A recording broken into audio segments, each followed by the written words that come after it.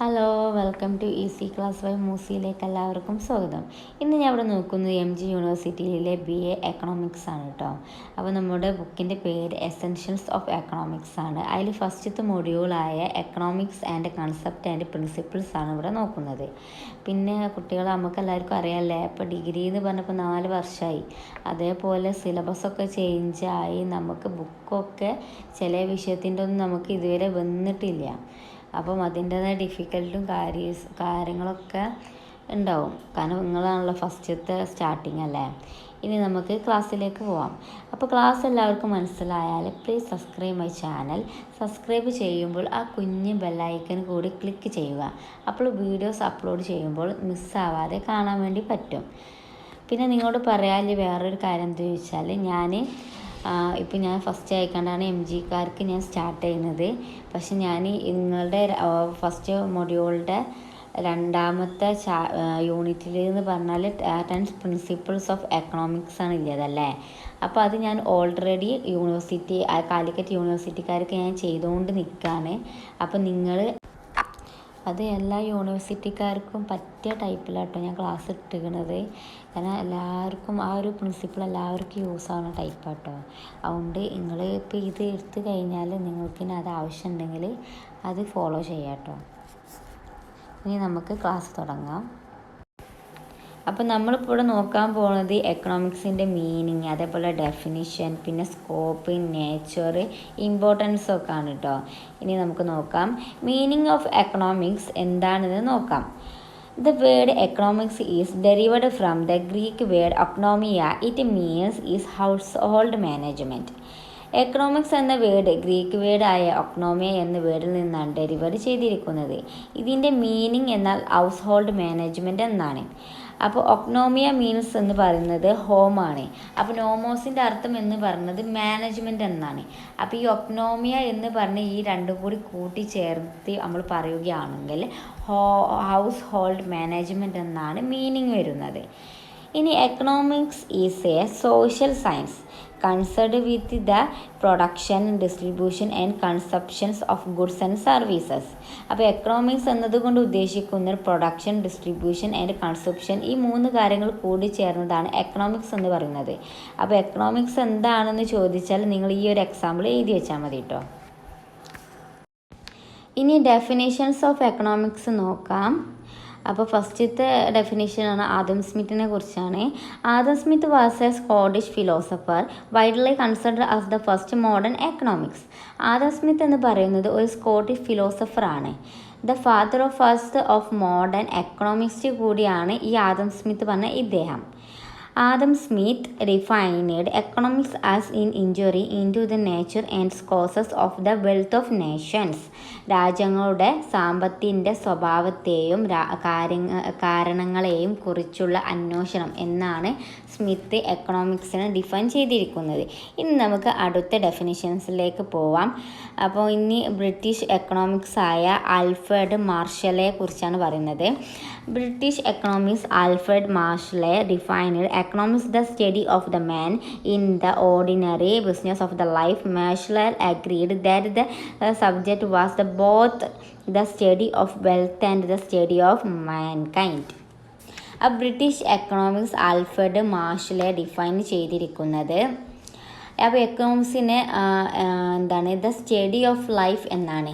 പിന്നെ മാർഷലെ അഗ്രി ചെയ്തിരിക്കുന്നത് എക്കണോമിക്സ് എന്ന് പറയുന്നത് അപ്പോൾ വെല്ലിനെ കുറിച്ച് മാത്രം ഉള്ളതല്ല, വെൽത്തിനെ ആൻഡ് മാൻകൈൻഡിനെ കുറിച്ചും പഠിക്കുന്ന ഒരു പഠനശാഖയാണ് എക്കണോമിക്സ് എന്നാണ് ഇദ്ദേഹം നിർവചിച്ചിരിക്കുന്നത്. ഇനി അടുത്ത ഡെഫിനേഷൻ നോക്കാം. Land Robbins defined economics as the science which studies human behaviour as a relationship between ends and scarce means which have alternative uses. ഇനി ലാൻഡ് റോബിൻസിൻ്റെ ഡെഫിനേഷൻ നമുക്ക് നോക്കേണ്ടത്. അപ്പോൾ റോബിൻസ് പറയുന്നത് എക്കണോമിക്സ് എന്ന് പറയുന്നത് ഒരു സയൻസാണ്. ഹ്യൂമൻ ബിഹേവിയറിനെ കുറിച്ച് പഠിക്കുന്ന ഒരു സയൻസായാണ് റോബിൻസ് പറയുന്നത് എക്കണോമിക്സിനെ. അപ്പോൾ ഈ 3 ഡെഫിനിഷനാണ് മെയിനായിക്കാണ്ട് നമ്മളുടെ എക്കണോമിക്സിൽ പഠിക്കാനുള്ളത്. ഇനി നമുക്ക് അടുത്ത ടോപ്പിക്കായ നേച്ചർ ഓഫ് എക്കണോമിക്സിലേക്ക് പോകാം. അപ്പം നാച്ചർ ഓഫ് എക്കണോമിക്സിനെ കുറിച്ച് പറയുകയാണെങ്കിൽ രണ്ട് തരത്തിൽ എക്കണോമിക്സിനെ പറയുന്നുണ്ട്. അതായത് സയൻസ് എക്കണോമിക്സ് എന്നും അതേപോലെ ആർട്ട് എക്കണോമിക്സും എന്ന് പറയുന്നുണ്ട്. അപ്പോൾ എക്കണോമിക്സ് എന്ന് പറഞ്ഞാൽ ഇത് രണ്ടും കൂടി ചേർന്നതാണെന്നാണ് എക്കണോമിക്സിനെ വിശദീകരിക്കുന്നത്. ഇനി നമുക്ക് എന്താണ് ഇതിനെക്കുറിച്ച് പറയുന്നത് വിശദമായിട്ടാണ് നമുക്ക് നോക്കാം. Economics is a science. അപ്പോൾ എക്കണോമിക്സിനെ സയൻസ് എന്തുകൊണ്ടാണ് പറയുന്നത് എന്ന് നമുക്ക് നോക്കാം. അപ്പോൾ science is the organised branch of knowledge that analyses cause and effect relationship between economic agencies. എക്കണോമിക്സിന് സയൻസ് എന്ന് പറയുന്നത് ഓർഗനൈസ്ഡ് ബ്രാഞ്ച് ഓഫ് നോളജ് ആണ്. അതായത് അറിവിൻ്റെ സംഘടിത ശാഖയാണ്. അപ്പോൾ എല്ലാ കാര്യവും അതിൻ്റെ വ്യക്തമായ കോസ് എഫക്റ്റ് റിലേഷൻഷിപ്പിലൂടെ എക്സ്പ്ലെയിൻ ചെയ്തിട്ടുണ്ട്. അതുപോലെ തന്നെയാണ് എക്കണോമിക്സ് എന്നാണ് അപ്പോൾ എക്കണോമിക്സ് ഏജൻറ് പറയുന്നത്. അപ്പോൾ economics help in integrating various science such as mathematics, statistical etcetera to identify the relationship between price, demand, supply and other economic factors. അപ്പോൾ എക്കണോമിക്സിലും സയൻസ് പോലെ തന്നെ മാത്തമാറ്റിക്സ്, സ്റ്റാറ്റിസ്റ്റിക്സ് ഒക്കെ ഉപയോഗിക്കുന്നുണ്ട്. അതുകൊണ്ടാണ് എക്കണോമിക്സ് ഒരു സയൻസ് എന്ന് പറയുന്നത്. കാരണം മാത്തമാറ്റിക്സിലൊക്കെ ഉപയോഗിക്കുന്നത് എന്താണ് പ്രൈസ്, അതേപോലെ ഡിമാൻഡ്, സപ്ലൈ ഒക്കെ മനസ്സിലാക്കാൻ വേണ്ടിയാണ്. അപ്പോൾ ഇത് നമ്മളിനെ എക്കണോമിക്സ് എന്ന് പറയുന്ന ഒരു സയൻസാണ് പറയാൻ കാരണം ഈ മെയിനായിക്കാണ്ട് ഈ സയൻസിലെ മാത്സ് അങ്ങനത്തെ കുറച്ച് കൂട്ടലും കുറയ്ക്കലും കാര്യങ്ങളും പിന്നെ പ്രൈസ് നോക്കലും എല്ലാത്തിനും വേണ്ടി കുറച്ച് സ്റ്റാറ്റിസ്റ്റിക്കൽ ടൂളൊക്കെ ഉപയോഗിക്കുന്നത് കൊണ്ടാണ് നമ്മളുടെ ഈ ഒരു എക്കണോമിക്സിനെ സയൻസ് ആയിക്കാണ്ട് കൺവേ ചെയ്തിരിക്കുന്നത്. ഇനി എക്കണോമിക്സിന് രണ്ട് കാറ്റഗറീസ് ഉണ്ട്. അതായത് positive economics and normative economics. അതെന്താണ് നമുക്ക് നോക്കാം. Positive economics is one that studies the relationship between two variables but does not give any value judgment. അപ്പോൾ രണ്ട് വേരിയബിൾസ് തമ്മിലുള്ള റിലേഷൻഷിപ്പ് നമ്മൾ സ്റ്റഡി ചെയ്യുമ്പോൾ അതിൻ്റെ റിസൾട്ടായിട്ട് ഒരു വാല്യൂ കിട്ടില്ല. ഇതാണ് പോസിറ്റീവ് എക്കണോമിക്സ്. ഇനി നമുക്ക് നോർമേറ്റീവ് എക്കണോമിക്സ് എന്താ നോക്കാം. അപ്പോൾ normative economics as a normative science based value judgement. It is the concerned with the economics goals and policies to attain these goals. അതായത് അപ്പോൾ നോർമേറ്റീവ് സയൻസിൽ ഒരു പാസ് വാല്യൂ ഉണ്ടാവും. അപ്പോൾ അതായത് പോസിറ്റീവ് എക്കണോമിക്സിൽ അതിൻ്റെ റിസൾട്ട് എന്താ വാല്യൂ കിട്ടാത്തതാണ്. പക്ഷെ നമ്മൾ നോർമേറ്റീവ്ക്ക് വരാണെങ്കിൽ അതിൽ കറക്റ്റ് ആയിക്കാണ്ടുള്ള സയൻസിൽ കറക്റ്റ് പാസ് വാല്യൂ അതിൽ കൃത്യമായിക്കാണ്ട് ഉണ്ടാവും. അതിനാണ് നമ്മൾ നോർമേറ്റീവ് എക്കണോമിക്സ് എന്ന് പറയുന്നത് കേട്ടോ. ഇനി നമുക്ക് എന്തുകൊണ്ടാണ് എക്കണോമിക്സിന് ആർട്ട് എന്ന് പറയുന്നത് എന്ന് നോക്കാം. അപ്പോൾ economics is the art. Art is a discipline that expresses the way things are to be done so as to achieve the desire, and economics has various branches like production, distribution and consumption that provide general rules and laws that are capable of solving different problems of society. അതായത് economics എന്ന് പറയുന്നത് പല ബ്രാഞ്ചസായി തരംതിരിച്ചിരിക്കുകയാണ്. അതായത് production, distribution, അപ്പോൾ consumption, അപ്പോൾ ഇങ്ങനെ divide ചെയ്തിരിക്കുകയാണ്. ഈ ബ്രാഞ്ചിന് അതിൻ്റേതായ റൂൾസ് ആൻഡ് ലോസ് ഉണ്ട്. ഇത് വെച്ചിട്ടാണ് പ്രോബ്ലം സോൾവ് ചെയ്യുന്നത്. അപ്പോൾ ഇതുകൊണ്ടാണ് എക്കണോമിക്സിന് ആർട്ട് എന്ന് പറയുന്നത്. അപ്പോൾ economics is A concerned as science as well as art. അപ്പോൾ എക്കണോമിക്സിന് നമ്മൾ കൺസിഡർ ചെയ്യുന്നത് ഒരു സയൻസ് ആയിക്കാണ്ടും പിന്നെ അതുപോലെ ഒരു ആർട്ട് ആയിക്കാണ്ടും കൂടിയാണല്ലേ. അപ്പോൾ science is stand of the Eats അപ്പോൾ മെത്തനോളജി. അപ്പോൾ സയൻസായി നമ്മൾ കരുതുന്നത് എന്തുകൊണ്ടാണ് മെത്തനോളജി, അതായത് സ്റ്റാറ്റിസ്റ്റിക്കൽ മാത്സ് ഒക്കെ യൂസ് ചെയ്യുന്നത് കൊണ്ടാണ് നമ്മൾ അതിനെ സയൻസായി കരുതുന്നത്.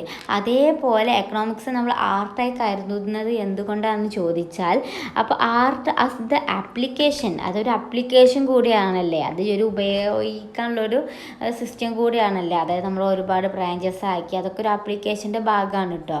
അപ്പോൾ അതുകൊണ്ടാണ് എക്കണോമിക്സിനെ നമ്മളൊരു ആർട്ടായിക്കാണ്ട് കാണുന്നത്. അപ്പോൾ നമ്മുടെ നാച്ചർ ഓഫ് എക്കണോമിക്സ് എന്ന് പറഞ്ഞ് രണ്ട് തരത്തിലാണ്. അപ്പം economics is the science and ആർട്ടാണ്. ഇതാണ് നാച്ചർ ഓഫ് എക്കണോമിക്സ് എന്ന് പറഞ്ഞാൽ. ഇനി നമുക്ക് അടുത്ത ടോപ്പിക്കായ സ്കോപ്പ് ഓഫ് എക്കണോമിക്സ് എന്താണെന്ന് നമുക്ക് നോക്കാം. Scope of economics. അപ്പോൾ എക്കണോമിക്സിൽ മേജർ ഫീൽഡ് ഓഫ് സ്റ്റഡി എന്ന് പറയുന്നത് micro economics, macro economics, comparative economic system, economic development, history of economics thoughts, international economics, labour economics, public finance, environmental economics and econometrics ഒക്കെ ആണ്. ഇനി നമുക്ക് ഓരോന്ന് വിശദമായി നോക്കാം കേട്ടോ. Micro economics deal with the behaviour of individual economics units, firms, individuals and household. അതായത് firms, individuals and household ഇതൊക്കെ എങ്ങനെയാണ് ബിഹേവ് ചെയ്യുന്നത് അല്ലെങ്കിൽ പെരുമാറുന്നത് എന്നതാണ് മൈക്രോ എക്കണോമിക്സിൽ പഠിക്കുന്നത്. It is concerned with how the individual units make decisions and what affect does their decisions. അതായത് എങ്ങനെയാണ് ഇൻഡിവിജ്വൽസ് ഡിസിഷൻ എടുക്കുന്നത്, അത് എങ്ങനെ എഫക്റ്റ് ചെയ്യും എന്നതാണ് മൈക്രോ എക്കണോമിക്സിൽ പഠിക്കുന്നത്. ഇനി നമുക്ക് മാക്രോ എക്കണോമിക്സ് നോക്കാം. Macro economics focus on the behaviour of the economy as a whole. It is concerned with the behaviour of aggregate variables such as national output, interest rates, unemployment, economic growth and inflation. അതായത് macro economics എന്ന് പറയുന്നത് ഒരു economy full പഠിക്കുന്നതാണ്. Macro economics എന്ന് പറയുന്നത് full എടുക്കുന്നത് അയാളോട് aggregate variable ആണ് നോക്കുക. ഒരു രാജ്യത്തിൻ്റെ മുഴുവൻ ഔട്ട്പുട്ട്, ഇൻട്രസ്റ്റ് റേറ്റ്, അൺഎംപ്ലോയ്മെൻറ്റ് ഒക്കെ മൈക്രോ എക്കണോമിക്സിലാണ് നോക്കല്ലേ. അതായത് നമ്മുടെ വേൾഡിൽ നടക്കുന്ന, അതായത് നമ്മുടെ ആ ഒരു രാജ്യത്ത് ഫുള്ളായി നടക്കുന്ന എല്ലാം കൂടി എക്കണോമിയിലായി നോക്കുന്നതിനാണ് മാക്രോ എക്കണോമിക്സ് എന്ന് പറയുന്നത്. ഇനി അടുത്ത സ്കോപ്പാണ് comparative economic systems examine the way alternative economic systems functions. The major economic systems are capitalism, socialism and mixed economy. The focus of this field of study is to examine the advantages and disadvantages of different systems. അതായത് ഒരു economic system function ചെയ്യാൻ പറ്റുന്ന ഒരു method, vase, alternative എന്തൊക്കെയാണ് എന്ന് നോക്കുന്നതാണ് അപ്പോൾ comparative system എന്ന് പറയുന്നത്. അപ്പോൾ കമ്പാരിറ്റീവ് സിസ്റ്റത്തിൻ്റെ മേജർ എക്കണോമിക് സിസ്റ്റം എന്ന് പറയുന്നത് ക്യാപിറ്റലിസം, സോഷ്യലിസം, മിക്സ്ഡ് എക്കണോമി ഇതൊക്കെയാണ്. അപ്പോൾ എങ്ങനെയാണ് വർക്ക് ചെയ്യുന്നത്, ഇതിൻ്റെ അഡ്വാൻറ്റേജസ് ആൻഡ് ഡിസഡ്വാൻറ്റേജസ് എന്താണ് എന്നതാണ് ഇത് നോക്കുന്നത്. ഇനി നമുക്ക് അടുത്ത സ്കോപ്പ് എന്ന് പറഞ്ഞാൽ എക്കണോമിക് ഡെവലപ്മെൻ്റ് ആണ്. അപ്പോൾ economic development focus on the problem of low income country. അതായത് ലോ ഇൻകം കൺട്രിയുടെ പ്രോബ്ലംസ് എന്തൊക്കെയാണ് അതാണ് എക്കണോമിക്സ് ഡെവലപ്മെൻറ്റ് നോക്കുന്നത്. അപ്പോൾ important concerns of the development economics are populations growth and control, provision of basic needs and strangers for international trades. അതായത് population growth and population control, basic needs achieve ചെയ്യാനുള്ള കാര്യങ്ങൾ, international trade അതായത് വ്യാപാരത്തിൻ്റെ strategies എന്തൊക്കെയാണ്, ഇതൊക്കെയാണ് economic ഡെവലപ്മെൻറ്റിൽ നോക്കുന്നത്.